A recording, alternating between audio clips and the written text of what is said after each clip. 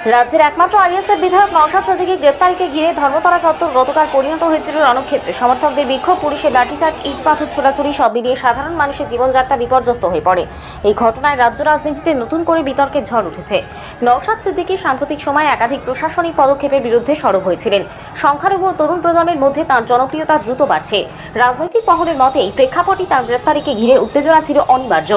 ধর্মতলায় পুলিশ তাকে গ্রেপ্তার করার পরপরই উত্তেজনা ছড়িয়ে পড়ে। সমর্থকরা রাস্তায় নেমে বিক্ষোভ শুরু করেন। পুলিশের সঙ্গে ধস্তাধস্তি, ইটপাথর ছোড়াছুড়ি ও যানজটের কারণে পুরো এলাকা জুড়ে বিশৃঙ্খল পরিস্থিতি সৃষ্টি হয়।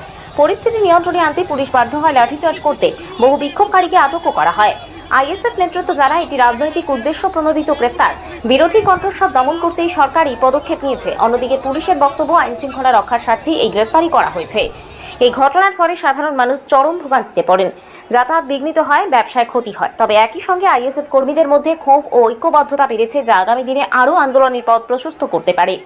ধর্মতলার এই ধুন্ধুমার কেবল একটি দিনের ঘটনা নয়, বরং রাজ্য রাজনীতির এক নতুন অধ্যায়।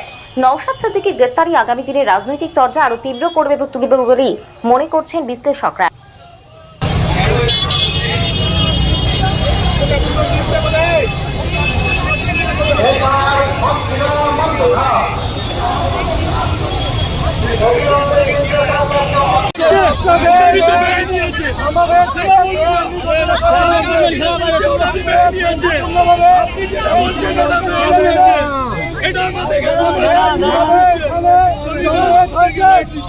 আপনারা শান্তিপূর্ণভাবে এই জায়গাটাকে ছেড়ে দেবেন।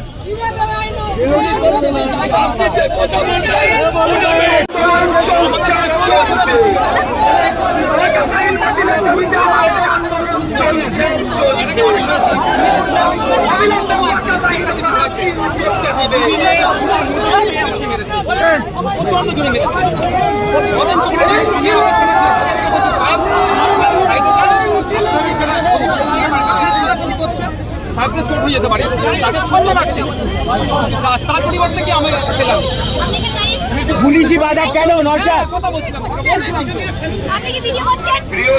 আমি ভিডিও করছি কিনা?